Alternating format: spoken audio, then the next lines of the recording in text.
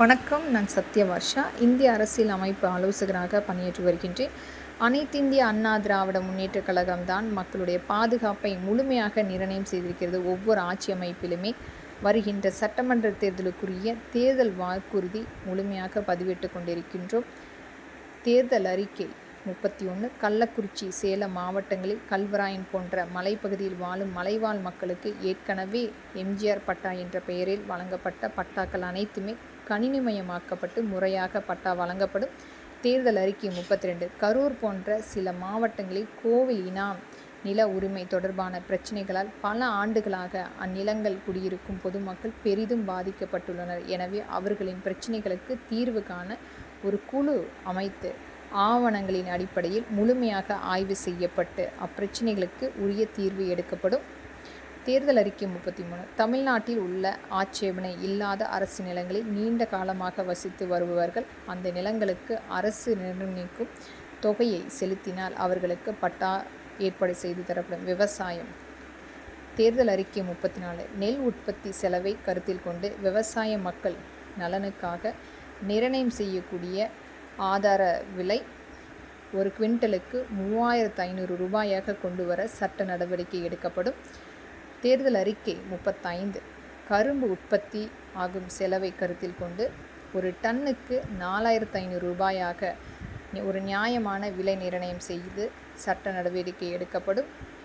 தேர்தல் அறிக்கை 36 நீடித்த நிலைத்த விவசாய வளர்ச்சிக்கு உழவர் உற்பத்தியாளர் குழுக்களே வலுவான ஆதார அமைப்புகள் என்பதை கருத்தில் கொண்டு தமிழ்நாடு முழுவதும் சிறு குறு விவசாயிகள் ஒருங்கிணைக்கப்பட்டு விவசாய உற்பத்தியாளர்கள் குழுக்கள் நிறுவனங்கள் அமைவதை ஊக்குவிப்பதுடன் ஏற்கனவே உள்ள நிறுவனங்கள் வலுவாக செயல்பட உரிய வகையில் நிதி மற்றும் பிற உதவிகள் செயல்படுத்தப்படும். விவசாய உற்பத்தியாளர் நிறுவனங்கள் மாவட்ட அளவில் மாநில அளவிலும் கூட்டமைப்புகளாக செயல்பட உரிய வழிவகை செய்யப்படும். இதன் மூலம் அவர்களின் உற்பத்தி பொருட்களை சந்தைப்படுத்துவதும் எளிதாக அமையும். விவசாய உற்பத்தியாளர்கள் குழுக்களில் உற்பத்தி பொருட்களுக்கு குறைந்தபட்ச 5 ஆண்டுகளுக்கு சரக்கு மற்றும் சேவை வரிகளிலிருந்து விலக்கு பெற நடவடிக்கை எடுக்கப்படும்.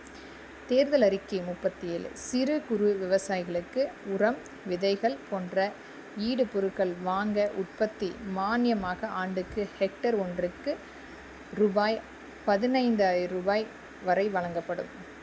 தேர்தல் அறிக்கை 38 தொடக்க வேளாண்மை கூட்டுறவு கடன் சங்க மூலம் விவசாயிகள் பெற்றுள்ள வேளாண் பயிர்க்கடன் தள்ளுபடி செய்வதற்கு நடவடிக்கை எடுக்கப்படும். தேர்தல் அறிக்கை 39 டாக்டர் MS சுவாமிநாதன் தலைமையிலான தேசிய வேளாண் ஆணையத்தின் பரிந்துரைப்படி அனைத்து உணவு தானிய வேளாண் விளை பொருட்கள் குறிப்பாக உணவு தானியம், பயிர் வகைகள், எண்ணெய் வித்துக்கள் குறைந்தபட்ச விலை நிர்ணயம் செய்யப்பட்டு அதன் பயன் முழுமையாக விவசாயிகளுக்கு கிடைப்பது உறுதி செய்யப்படும்.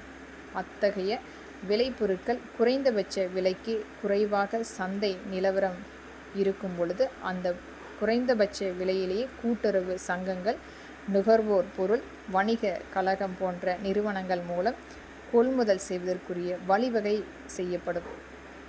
தேர்தல் அறிக்கை 40 வேளாண் உற்பத்தி தொடர் கட்டமைப்புகளை மேம்படுத்தும் வகையிலும் விவசாயிகளுக்கு நியாயமான விலை கிடைக்கும் வகையிலும் கொள்முதல் செய்யப்படும் உணவு தானியங்கள், பயிர் வகைகள், எண்ணெய் வித்துக்கள் போன்றவற்றை மதிப்பு கூட்டும் தொழில் கட்டமைப்புகளை கூட்டுறவு அமைப்புகளில் ஏற்படுத்த அரசால் உரிய நடவடிக்கை எடுக்கப்படும். இவ்வாறு உற்பத்தி செய்யப்படும் பொருட்கள் நியாய விலை கூட்டுறவு விற்பனை சங்கத்தின் மூலம் விற்பனை செய்யப்படும். நன்றி.